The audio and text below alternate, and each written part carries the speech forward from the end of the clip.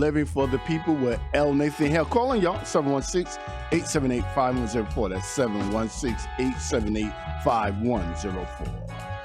And so, this week we have one of the remaining shoes they were up in the air that needed to drop. This shoe dropped another 4 charges in an indictment by the special counsel Jack Smith, investigating Donald Trump's behavior, his conduct. Well, not just his conduct, but the entire insurrection activity that took place on January 6, 2021. And as this thing metastasizes, it just seems to get bigger and bigger and worse for Donald Trump. A conservative former federal judge, this is an article written by Madison Hall, this judge castigated former President Donald Trump after a federal grand jury indicted him for attempting to overturn the 2020 presidential election. I went to this article because you normally think of Trump being aligned with these ultra right-wing MAGA Tea Party graduate type people. And you would expect them all to, no matter what Trump does, they'll find some way to make it sound like it wasn't as bad as, it appears to be. Absolutely. Right? And so I wanted you to hear this from this judge, this judge's perspective. This is a judge that Ted Cruz said he was like a father to me. This is Ted Cruz, one of the most insidious persons in the Senate that we've ever seen and whatnot, right? But this judge, his name is Michael Luttig. He was appointed by President H.W. Bush to the judgeship that he formerly held. He tweeted that the indictment is all the more tragic and regrettable because the former president has cynically chosen to inflict this embarrassing spectacle on the nation, and a spectacle it will be. Now, I'm saying this because this is characterizing what's in front of us. This is going to be a clown show. So, Mr. Hare, does this mean that probably some of the Republicans are looking for a different leader? Is that what this is? Well, it means that there are some Republicans who are not in elected office, who don't have a public voice, that are saying stuff to each other like, man, how long are we going to put up with this Donald Trump stuff? Right. But they're not saying it out loud, and you don't hear any of the elected Republicans talking like this. Right. Here's the thing that we talked about on Monday and Wednesday. We just kind of alluded to this. We did a little bit of discussion on it. Remember we talked about the idea that the Republicans were going to change the conversation, that it won't just be about stealing the government documents, the presidential documents, and hoarding them, at Bedminster and Mar-a-Lago and so on, that those are actual actions. Those aren't opinions. Those are things that actually took, or at least you're alleging those things took place. We said that the indictments, the response to the indictment is not going to be about the actions that Donald Trump took. It's going to be about free speech. I forgot the guy's name, who is, I think it's Laurel. Yeah, his name is Laurel. He's Donald Trump's attorney. And he took almost 20 minutes trying to tell us that, this trial is a horrid, it's an affront to justice, in this country. They're attacking Donald Trump's free speech. You may not like the things that he says. The things he says may not be true, but it's free speech. Right. You have the right to say untrue things in the United States. You know what? That's right. You have the right to say disparaging things in the United States. I think you do. This is free speech. And so every Republican that's talked has come down on the issue of, well, it was kind of sorted and whatnot, but, Donald Trump has the right to say whatever he wants to say. And if you don't like it, turn him off. But, you can't put him in jail for talking. Talking is a right, that you're given under the Constitution of the United States. Every one of them are saying the same thing. What they're doing is they're trying to change the context in which you view what's going on. if they get you to see this as a free speech issue, Mm-hmm. then you're starting to argue this issue on terms that are Donald Trump's terms. Right. But those terms are not the reality. You can't prove that I thought something. You could prove that I said something, but you can't prove that I thought something. So all these issues about, well, we don't know, can you prove that Donald Trump intended to overthrow the United States government? Well, he tried to overthrow the government of the United States. Yeah, but can you prove that he intended to do it? That may have just been an accidental outcome of his thoughts. We don't know that he intended to do it.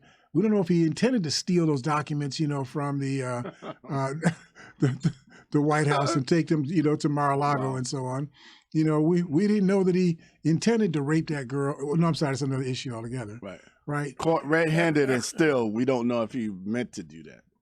But the point is that it doesn't matter whether he meant it or not. Doesn't matter whether we can prove that he meant it or not. What matters is you actually did something. If I say to Norm, that bank over there, Bank America that we took, Willie H. to, last week, I'm robbing that bank, man. I'll tell you right now, I saw the back door was open and whatnot. I'm robbing. I saw you looking suspiciously at that listen, bank. man. You said, how long you going to be in there, Will? My neck was sticking out of the car. I'm looking around the corner. Man, that looks real appealing to me.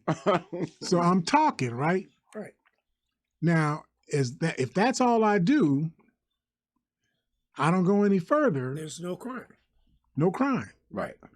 But if I say, Norm, wait right here, watch the car, Right. I'll be back. Right? Right. I do my Arnold Schwarzenegger thing, I'll be back. And I go into the bank and I rob the bank. You can't say that I'm not guilty of robbing the bank because you can't prove that I intended to rob the bank. I robbed the bank. That was my intention. I robbed the bank. Okay. So we're not speaking on what the intent was, but we're speaking on for Donald Trump about what his actions have been. That's specifically, I'm going to go through the indictment itself, but this Judge Michael Luttig, he said something that was important to me. He says, never again, this is important to me. He says, never again will the world be inspired by America's democracy in the way that it has been inspired since America's founding almost 250 years ago. Wow. Yeah. Wow. Now, as I said to Willie on the way down, I don't buy all the rap, that, America's this, shining light on the hill, that America tries to talk about itself as. Yeah. I still have hope though. I really do. Willie still has hope. He buys the dream. So, but the reality is America does idealize itself as being that shining light on the hill. Yeah. It idealizes itself as being the shining democracy that is loyal to the rights of human beings in this democracy, is loyal to the democratic process where you vote. Every single citizen is a co-participant in the governance of this society. That's the ideal of America. That's the ideal. Right? And I think a good amount of people that live in America have that idea. Now, not everybody, and those who rule over may not. But so I'm going to help Willie a little bit here because, he's a little younger and whatnot. So you have to go back, to the Pettus Bridge, 1965, with the dogs, and Bull Connor and the water hoses, and the sticks beating on people and whatnot. Yeah. Well, the world community saw on international TV that America was not what America said it was. Exactly, yeah. It showed on TV who America actually is. It was, right. Now, America has been doing as much as it can. Well, shouldn't say as much as it can. It's been doing a lot to try to clean up its image. Right. So it doesn't look like that to the world. Right. It wanted to measure up to the ideal that you have democracy in America that is always honored, that you have rights as an American citizen that are always honored, and so on. What Judge Michael Luttig is saying, and I agree with this, he says that never again with this Donald Trump, remember now, this Donald Trump thing is not an incident. This is not like, what's his name, Spiro Agnew, taking money, taking a bribe, from somebody in the basement of the White House, right? That's an incident. This insurrection was 3 months into planning, or 2.5 months into planning. This was a conspiracy that was acted on that had dozens, if not hundreds, of people that were involved consciously in what they were doing. Right. This is different. This is the apparatus of the American government was seized by individuals who used the apparatus of the government, not just Donald Trump by himself. Right. He had friends. All these Republicans that are littered, throughout, the government, that control electoral processes in given states, they all helped. They knew that what Donald Trump was doing was insidious. They wanted him to be successful because their goal was to insert or to assert a class of people who would continue to rule this country into perpetuity. That was what their goal, has been. And they were willing to accept any manure that comes out of them as the price to get that done. Right. So you gave up, $400 billion in taxes, because the people that were backing you up to assert this supremacist, control over the United States, they wanted taxes lowered. So if in order to get you all to continue to be the rulers of the United States, Right. I have to lower taxes, they were willing to lower taxes. Now they lower taxes and put the American people in a position where services that they should have been able to count on, mental health services, emergency services, and so on, those services weren't available or were less available. Right. That's part of the show. Norm, you were about to say something there? I was just going to say that when it really boils down to it, Mr. Hare, and you look at it, even through media eyes, all of these people that raided the White House on January 6th, number one, were all American. And in my point of view, this is something that I would consider as treasonistic. Right. I mean, it's as simple as that. But it's not just them. The people that came up with the idea of identifying fake electors in 7 states, the people who came up with that idea were guilty of sedition. Mr. Hare, I just want to stop you and ask you, because everybody out there doesn't know. Can you please tell the people out there exactly what they did with these fake electors? And Right. So what happens is every state votes. We know that, and your vote doesn't go directly to the candidate. Your vote goes to electoral college delegates who commit that they're going to cast their vote for the presidential candidate that they have been that have been appointed as the electoral college delegates, for that that presidential candidate. yes, So that's the process, right? Once the elections are held, let's say Georgia gets 16, delegates, then Georgia gets to send 16 delegates to Washington. They usually do it the second week of December. They send these delegates to Washington, and they cast their votes formally for whoever the presidential candidate was that they represented. right. But you don't make these representatives up after the election. You have these delegates are identified before the election, Yes, so you sir. know Yes, sir. who it is you're actually voting for, right? And so that process then requires you to have the meeting of the delegates. They have the meeting of the Electoral College. Then those votes, that set of votes for each state, are then sent to the federal government in what's called a joint session of Congress. And I'm not sure if it's a Tuesday, first Tuesday or first Thursday, whatever it is, in January. But whatever that date is, it was January 6th in 2021. Whatever that date is, they send those votes to that joint session of Congress. And now you have a pro forma activity. A pro forma means that you're not doing something that you can change. This is the form that you're going to go through to go from one step to another step. Yes. It's just ritual, right? Yes, I sir. mean, we don't have kings and queens, but we have rituals, right? Yeah, yeah. So this is a ritual. You send these votes from the delegate college, the electoral college. You send these votes to the joint session of Congress, and you read the votes. Georgia, 16 votes. New York State, 26 votes. California, 54 votes, whatever it is that people get. Mm-hmm. You read this out loud on the record. So there is a transcript.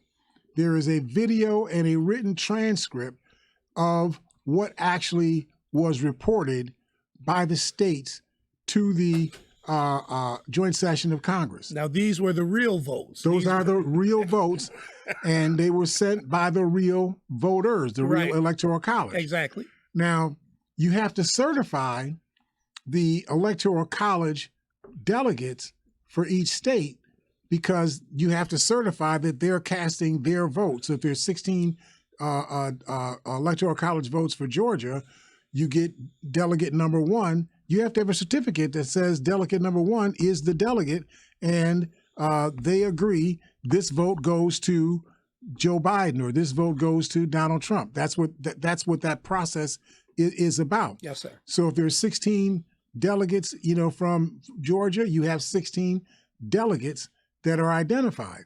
What Donald Trump and his crew did, they came up with a scheme. They said, if everything else that we do fails, how about this one? If we send up alternate delegates and have them sent to Mike Pence, who's the vice president of the country, convenes the joint session of Congress. Yes, sir. So if we send those up to Mike Pence and he sees that there's two different slates of people who represent the Georgia the delegates to the Electoral College from Georgia, then he can say, well, there's confusion here. Yeah. We don't know who's who and whatnot. We got to stop and investigate. And if we got to stop and investigate for 7 different states, we're not going to be able to get this done on January 6th. Mr. Hare, all of this was in an attempt kind of to slow everything down and to make an investigation so that for what reason? Well, the idea is if you obfuscate and slow the process down, it gives people the opportunity to engage in other misconduct.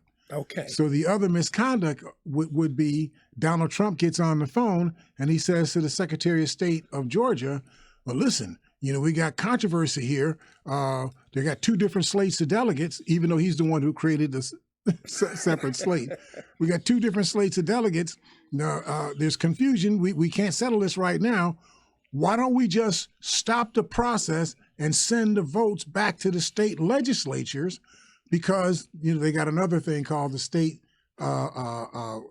legislative. I forget the exact word for it, but this was a protocol that says that the federal elections are governed by the states, not governed by the federal government. Federal appellate courts and so on.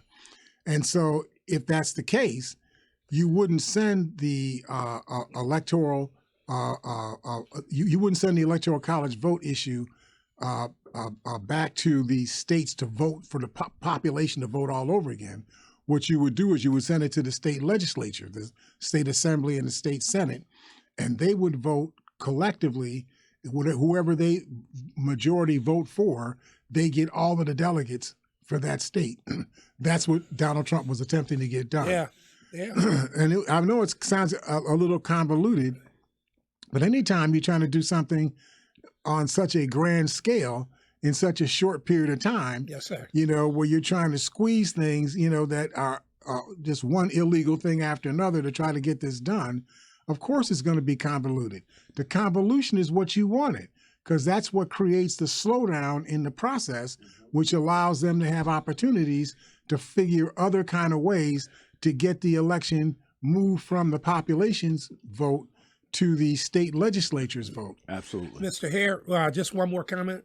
That's how come for me, in my perspective, this show is so great. Yeah. It gives us an opportunity to teach people exactly what's going on in government. Right. You know, I asked the question for that reason because I couldn't explain it, but I wanted it to be. You know, this is something that should be heard. And People don't understand or know what's going on. And you're right on, Norm. A lot of people don't know this information. Far from it. And remember, we're not born knowing this stuff, right? I mean, they don't teach it to you in grammar school. They don't teach it to you in high school.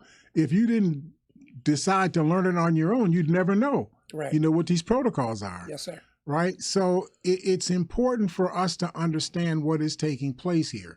Donald Trump and his minions, they literally attempted to prevent the transition of the government from Donald Trump's administration to Joe Biden's administration. They were refusing to cede authority to the Biden administration. That's what this was really all about. Right. And what they had hoped to do was to create such confusion that you would throw the election back into the laps of the state legislatures in each of the states, who would then have one vote per state. They wouldn't even get the same votes that they had as the Electoral College. Yeah. They would only get one vote per state. So if you've got 30 states that have Republican governors, there's going to be 30 votes out of 50 that's going to go to the Republican. Yes, sir. So then you would have an election where Donald Trump got 74 million votes, but Joe Biden got 83 million votes or 82 million votes. I think he won by more than 7 million votes. You would win by 7 million votes and lose the election. And that's crazy, Mr. Harris. That's what Donald Trump was trying to get done. That's insane. And then he has the gall, him and his attorney Laurel have the gall to claim that it's the Democrats who are trying to overthrow the government of the United States, that are failing to respect, the free speech rights, of Donald Trump, that are attempting to use their collective power to weaponize the Justice Department, against Donald Trump. They're saying all of this stuff when this is what the Republicans, they're not just trying to do it, they were doing it. Right. They actually did this. Well, that's the reason they had Trump in power, because they know Trump, this is the way he worked all through his life, business, everything. Him trumping everything that's going on. So they knew he's the man for the job because he can get us what we want. Whether he's right or wrong, he can get us what we want. And he has no conscience. Right. See, business as usual for him. The one thing about Richard Nixon, and I didn't like Richard Nixon either, right? But the one thing about Richard Nixon that you have to respect is that he respected the actual democratic government of the United States of America. He did not want to see the government torn down. The reason why he wanted to go along to work with the Gerald Ford to get a pardon done, and for him to resign, the reason why he wanted to resign was so that there wouldn't be a trial. You wouldn't take the nation through all of the embarrassment, all of the loss of respect of our government that would have occurred if people saw just how mean and despicable Richard Nixon's behavior was. I mean, you break into a man's office, you hire some immigrant dudes, to break into a man's office and whatnot. I mean, what is wrong with you? Why would you do something like that, right? You got a vice president that's taking bribes in the basement, and so on. So rather than take the nation through all of that and injure the reputation of the United States in a way that may not have been easily healed, he said, I will rather take the fall myself than to make America have to take the fall for me. Right. Yeah. You got to respect that. Yeah. Right? You don't respect what he had done, but you respect the fact that he cared enough about the United States not to put us through all of that. Right. Yeah. He put it on his own shoulders and took the weight like a man should. Right. And, it is something that you got to respect. Right. Now Donald Trump has shown you that he respects nothing. Can I read something to you real quick? Please do, sir. I had shared this with Norm a minute ago. Well, not more than a minute ago now. This was a report that tells you a lot about Donald Trump and just what kind of person Donald Trump is. Brian Metzger wrote this article in Business Insider, and I'm going to give you the short version of this article. He says that Trump weighed in on Senate Minority Leader Mitch McConnell's recent health scare, and if his response was any indication, he doesn't seem to be all that concerned. Wow. This is not funny. I know we Hey, I laugh. can't help it, You Mr. laugh Ed. because you got to laugh to keep from crying, right? But this is not funny. This is a man who claims that he wants to be reelected as the president of the United States of America. A man is in front of a microphone at a press conference, 81 years old, and he's about to speak, and his entire psyche, everything just freezes. Right. And he winds up not speaking, not moving, standing like a statue, and so on. But that happens sometimes to people. Right. You know, it doesn't mean that they're sick. It just means that sometimes Right. it Was happens. it you get these kind of aberrations that happen. Was it stage fright, Mr. Hare? Would you consider it was- to be that? No, it Or wasn't that. something He within just him? had, when we were kids, we used to call it senior moments. A See, senior He just had a senior a moment. true senior right? moment. And there's nothing wrong with it, right? I mean, I'm not saying he should lose his job. He just had a senior moment. But you're about to tell him how Mr. Trump handled this. But your cousin, because he lost his right to be my cousin when he did this. I took my relationship card away. He's my cousin. He's now right? your cousin all by yourself, right? It's just unbelievable. Oh, my. He says in an interview with Breitbart that he had seen the video of McConnell freezing for several seconds in front of reporters and then being led away. And he says the Kentucky Republican suffered numerous previously undisclosed falls in recent months and has led to broader speculation about Mitch McConnell's health, which we would expect that would be the thing that would occur. But you would be saying that because you'd be concerned about his health. You wouldn't be saying that because you're saying, well, somebody needs to flick, Mitch McConnell off our shoulder, let him fall into a garbage can. Let's put somebody else in that spot. Wow. You wouldn't have said that, right? Wow. You may have felt that because you're a Republican, but you wouldn't have said that, right? But this is what this is what's been said here. Here's what Donald Trump says. Quote, I thought it was sad. This is not funny. I thought it was sad, but I think it's a shame he went so far out to give Green New Deal money to President Joe Biden and the Democrats. Wow. Wow. He says, I thought it was sad about Mitch McConnell. He said what are those 5 words? I thought it was sad.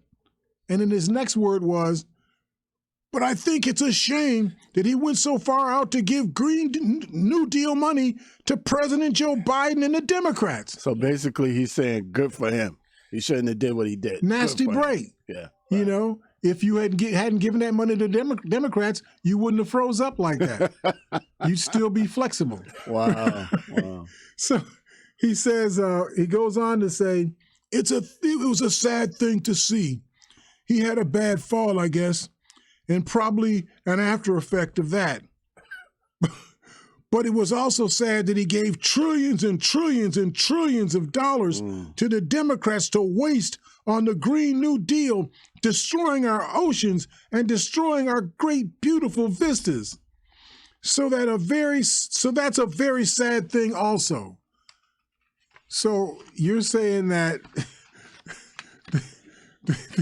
the Congress awarding funds for the Green New Deal to do environmental and new energy stuff, across the country.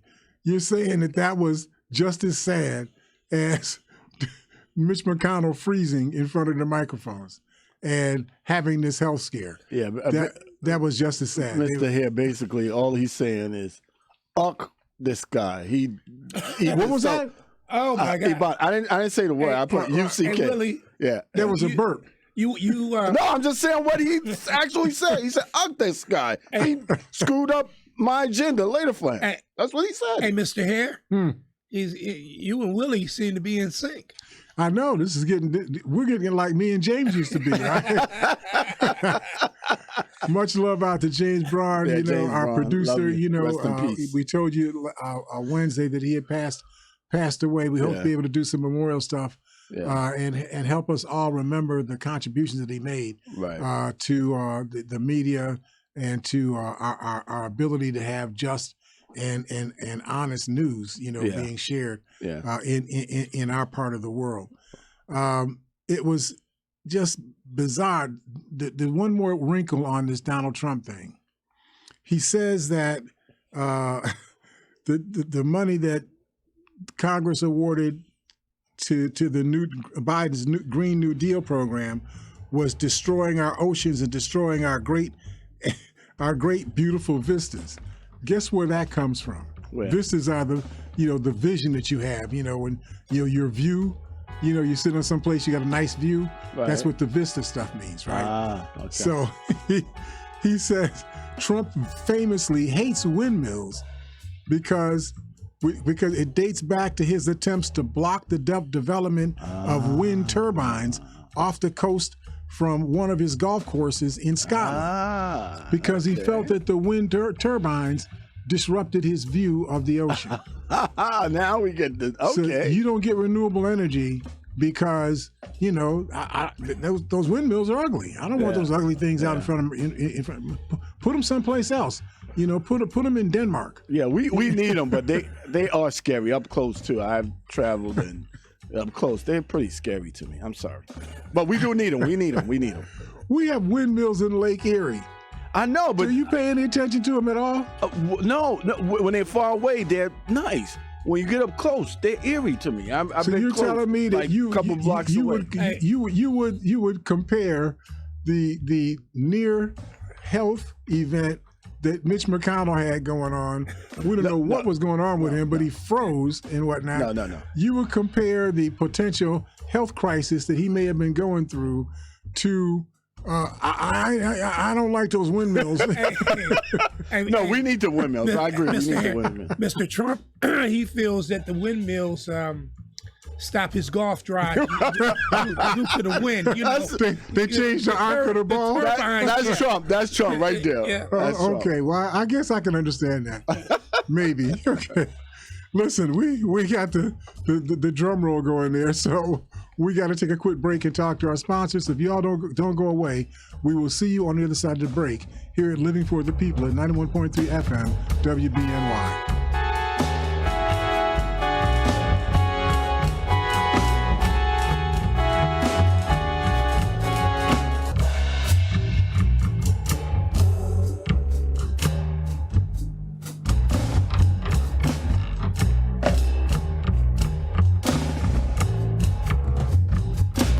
Protect his home and family from disaster, Steve used courage, wisdom, and his camera phone. That should do it. Way to go, Steve! By simply taking digital pictures of his family's important documents, Steve can always have them stored safely online, no matter when disaster strikes. Learn other simple ways to protect your home and family before a natural disaster at ready.gov. That's ready.gov. A message from FEMA and the Ad Council. 91.3 FM WBNY is proud to present Democracy Now! With Amy Goodman. Welcome to Democracy Now! Award-winning investigative journalism. Is the NRA imploding? Providing relevant analysis that makes you think. Secret State Department documents, including evidence of U.S. war crimes. Fact-finding reports you will not hear elsewhere. Democracy Now! Airs Monday through Friday, 8 a.m. on 91.3 FM WBNY Buffalo. Ready for radio that's challenging, innovative, and encouraging? Tune in, Living for the People. This is L. Nathan Hare. Join me right here, 91.3 FM WBNY. Mondays, Wednesdays, and Fridays at 9 a.m. after Amy Goodman's Democracy Now! We'll provide objective analysis regarding current issues. Call 878-5104. It's Living for the People on 91.3 FM WBNY.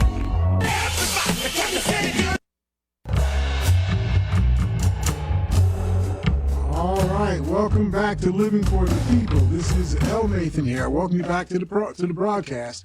We're here with Norman Carter, who is our in-studio audience of one. Welcome back, Norm. Thank you so much, Mr. Hare. And of course, we have our IT professional, the man who knows everything about this IT world, Willie H. Welcome back, Willie. Welcome, everybody, to Living for the People with L. Nathan here. I want to give it up. Rest in peace, my man, James Braun. Also want to give prayers to his family, his sister, Khaki, who's going through a lot. She actually left her life and took care of her brother for months.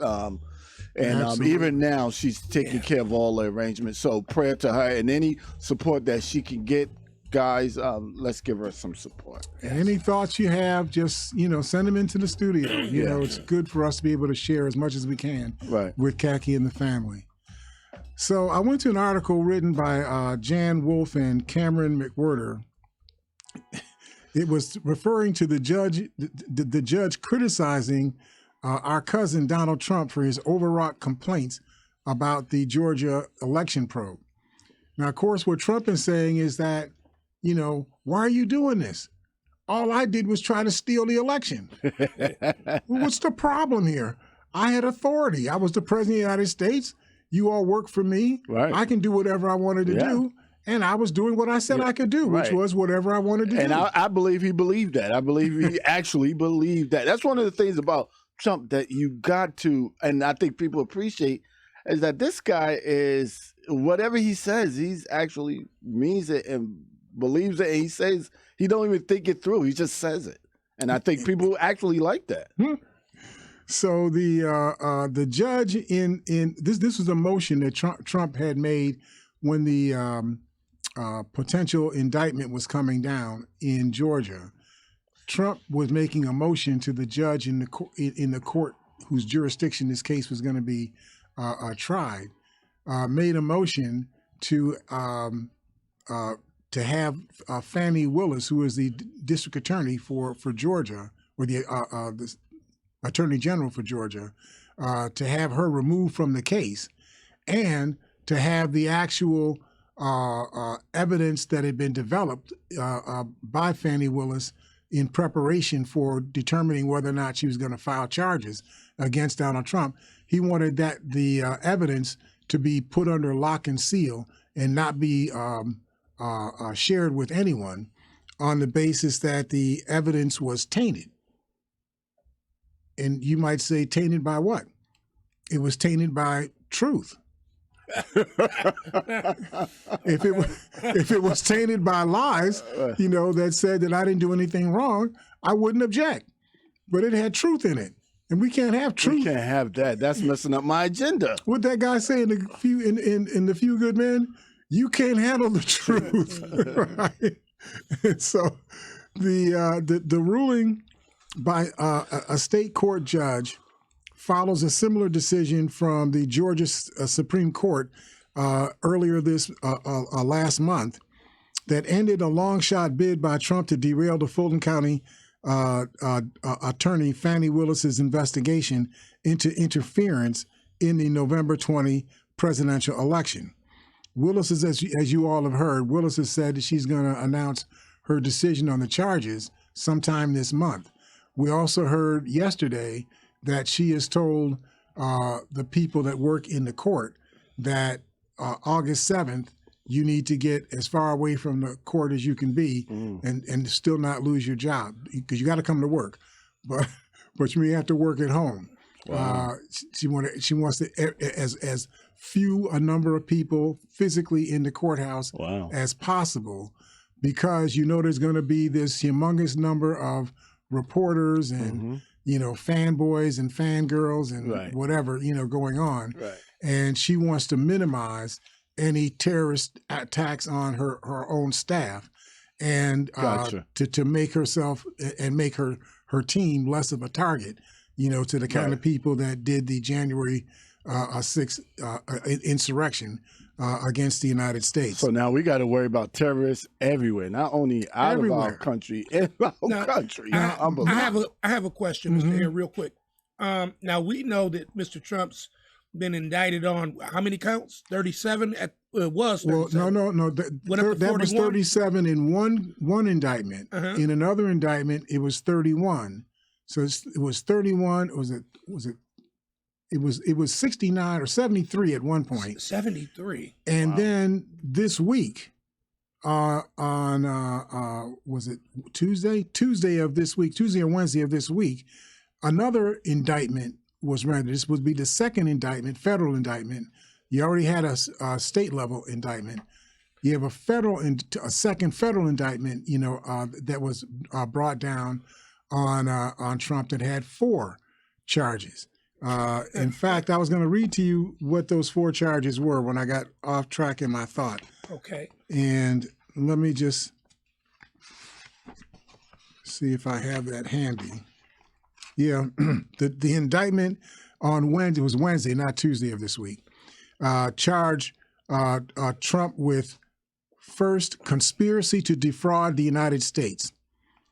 Conspiracy to defraud the United States is the United States runs elections.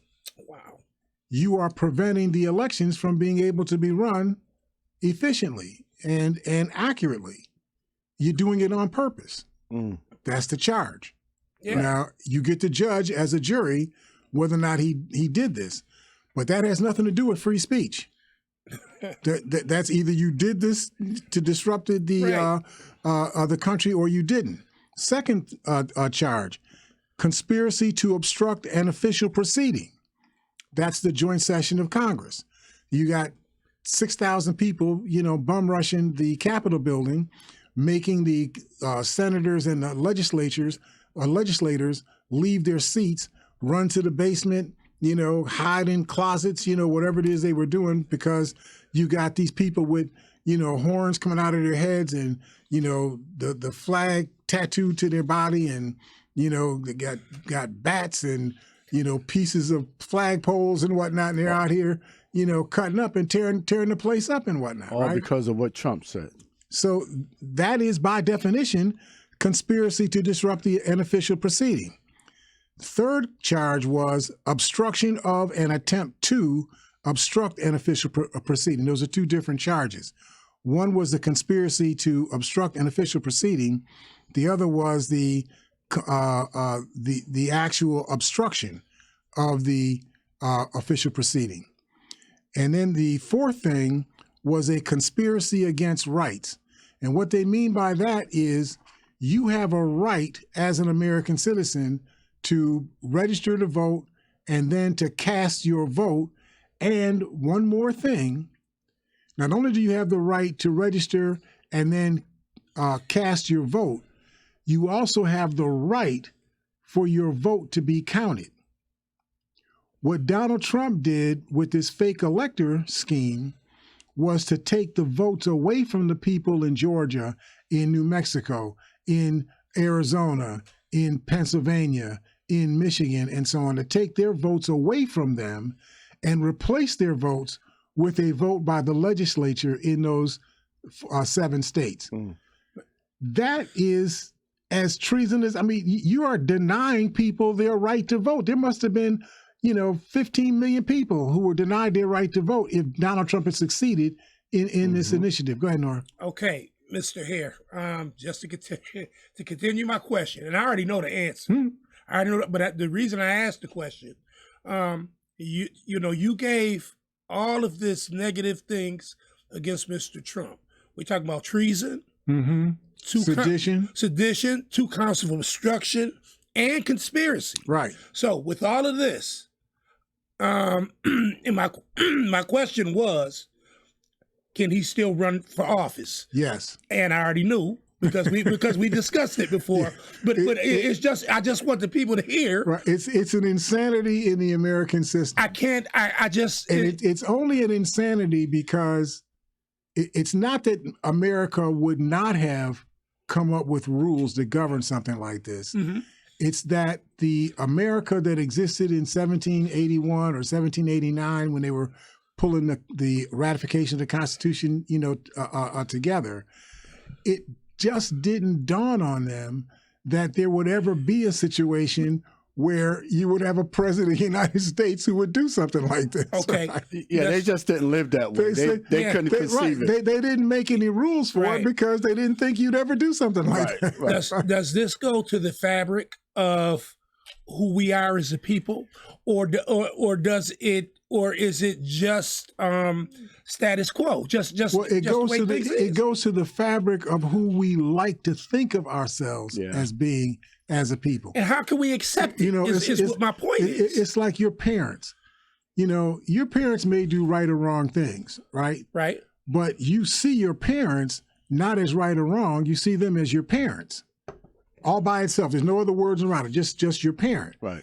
And as being your parent, you just automatically assume that when it relates to you, everything that they can do that's good for you, they would do. Right. Right? Right. Anything that you do that is bad, they would find a way to make it good. Okay? They would work it out. Yeah. You know, they're just in the game for you all the time, every day, forever. Even when you're 89 years old. Right. Your parents are still in the game for you. Right. Right? That's an idealistic thing. That's not like that's always true every time. Right. We know it's not true every time. But the ideal that we believe on that runs our way of understanding family formation, how families run, how communities, stay together and so on. We just believe on that. Well, that's what Americans believe about America as a democracy, that we are not just a democracy, we're as good a democracy as you can get. We have rights that you can't even use a majority vote to take away those rights. That's the ideal, but it's not true, Yeah. right? Right. Now, it's not true, but we still have lots and lots and lots of American people that are fighting hard day in and day out to make it true. Right. But it's not true all the time. They took away the right of a woman to govern her body last year on the basis that we just have we had the power to do it. Which should never be the case. Right? Never be the Not case. because it was right or wrong, Yeah. but because the political players had the power to do it, so they did it. Right. Right? So those things chip away at people's perception Yeah. of the United States as being this shining light on the hill. But there are lots of Americans who really believe on being the shining light on the hill. And that's the light, the halo, around the American matrix. I think I'm one of those people. I believe that. And I'm with you. I mean, I want us to continue to reach for the best, not reach for what's reachable. We should reach for the best all the time, right? So what Donald Trump has done is put a smear on America. And the further we go along on this thing, the more ugly and expressed that smear becomes. So much so that other countries will start saying, well, why should we listen to the Americans? They're no better than we are. In fact, they're worse than we are, and you get that. That's what happened when you saw the Pettis Bridge stuff, with the dogs and the hoses, and the sticks and the state troopers and stomping people and so on. When the world community saw that, it embarrassed the United States. Everything the United States had presented itself as being to the world, they saw that it was patently untrue. They were lying when they were saying that stuff. Yeah. And so you had Lyndon Johnson and even Richard Nixon in '68 still followed through on the Great Society programs that were initiated under the Lyndon Johnson administration because they wanted to project to the world that America really was the shining light on the hill that it was saying that it was. Here comes Donald Trump. There's no light, on the hill with Donald Trump. There's nothing but darkness. Wherever he goes, darkness just follows him, okay? And he's like Darth Vader, in our politics. Wow. I mean, it's ugly to be saying that, but that's the case. Now, Donald Trump has a real problem with an African woman, an African person, period, but definitely for an African woman to be the one who holds the judicial reins over his case. She's the one that decides life or death for Donald Trump. He's just killing him. So he filed a motion to have Fani Willis removed as the Attorney General in the Fulton County in Georgia. I think they call it the Attorney General or whatever whatever they call that in Fulton County. A district attorney, they call it, in Fulton County. He wanted her to be removed, and he wanted the testimony of 75 witnesses that Fani Willis had interviewed in preparation for making a decision about whether or not Donald Trump should be charged with crimes for what he did in Georgia. Trump argued that the entire process has been tainted by improper influences, including public statements made by Willis in media interviews. So Judge McBurney, who was the appellate court judge who heard this case, this motion by Trump, he rejected those claims of prosecutorial misconduct. He says, in this situation, movants, meaning the persons who are filing the motion, rather overwrought allegations of prosecutorial overreach and judicial error do not suffice to show there is a significant risk of wrongful indictment. The judge went further and said, and criticized Donald Trump for the personal invective that he has used in his public statements about the case. He says the drumbeat from the district attorney has neither been partisan in the political sense nor personal. He says that's in marked and refreshing contrast to the stream of personal invective flowing from one of the movants, persons filing the motion. He says, the judge, McBurney, put it differently, the district attorney has been doing a fairly routine and legally unobjectionable job of public relations in a case that is anything but routine. So Willis's spokesperson declined to comment on the ruling because Willis understands that if you say anything, the Republicans are going to take it apart and use it in some way to make it seem like you had done something insidious, right? So we know what's going to happen with this Georgia investigation. Trump's legal response to the indictment, I wanted to make sure we got to this piece. This is an article written by Eric Tucker and Alana Richard,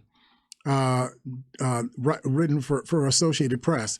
Donald Trump's legal team is characterizing his indictment in the special counsel 2020 interference election as an attack on the former president's right to free speech. This is what I was telling you was coming down the line. They're going to change the topic. Narrative. So instead of the narrative, instead of it being about the things that Donald Trump did, the actions that Donald Trump took, they want to make it about the words that he said preceding those actions and those things, and then try to act like, so you can't say that you know for certain that he felt or intended a particular thing. He has a right to just speak. And this is what they're trying to project. And they know the masses will agree with that. Right. They know the masses will agree with because they want to agree with it. So all they're doing is waiting on the Republicans to give them a script that they can run, and then they're going to run with it, right? So the case is not merely about Trump's lies, but also about the efforts that Trump took to subvert the election. That's what the prosecutors are alleging. The early contours of potential legal and political defense began to emerge in the hours after the charges were unsealed, with defense lawyer John Laurel, who I mentioned before, accusing the Justice Department of having criminalized the First Amendment and asserting that his client, Donald Trump, had relied on the advice of attorneys around him in 2020. He also indicated he would look to slow down the case despite prosecutors' pledge of a speedy trial. I want to just unpack that just a little bit. He's saying that the Department of Justice is criminalizing free speech. So the Department of Justice says you stole documents from the White House and you hoarded them at your properties at Bedminster and Mar-a-Lago. That's illegal. Right. whatever you said before, after, during, about, didn't say about, is irrelevant. Irrelevant. We Yes, don't care sir. what you said. In fact, the Jack Smith says in the indictment that Donald Trump has the right to run his mouth any way he wants, anytime he wants. Yes, sir. You can do that. That's not what the indictment is about. It's not criminalizing free speech. It's criminalizing theft. So the indictment is just on it, and we know it's just on the acts Right. of what they did. Right. But they're trying to twist it. They're trying to twist it into make it making into the word. Right. And make it what his intention was. Right, exactly. Okay, I got you. Right. So the experts say that there's little merit to Donald Trump's First Amendment claim, particularly the breadth of steps taken, or given the breadth of steps taken by Trump and his allies, which prosecutors say transformed mere speech into action in a failed bid to undo the election. Those efforts amounted to a disruption of a bedrock function of the United States federal government, the nation's process of collecting, counting, and certifying the results of the presidential election. You heard me say that on Monday and Wednesday. Yes, sir. That is the fundamental issue here. Yeah. All the other things that we're talking about are all things. They're all things that need to be considered and weighed in on, but they're not the most important thing. The most important thing was the nation's process of collecting, counting, and certifying the results of a presidential election. If that is not reliable, then you see what happens in Venezuela. You have Maduro, I forget his name, the president of Venezuela. He lost, or it appeared that he lost the election. But the people who run the elections are all homeboys of him. Is it Maduro? Forget his name. But they're all homeboys of the president, the current president of Venezuela. They just changed the rules. Oh no, those votes don't count. Oh, no, you voted for the wrong person. Oh, no, they just changed the rules, right? That's exactly what the Republicans have been doing, changing the rules, right? And so if you don't stop them from doing it, then it becomes normal practice. It becomes grandfathered in. It becomes the norm. And if you allow this to be the norm, you don't have the United States anymore. Yeah. You just got craziness. I know we got the music starting to play. I don't believe how Willie does that stuff to me. But, it's time for you to go, my man. right. But the theory of the indictment is that the speech of the president and the falsehoods of the president were part of a general effort to steal the election.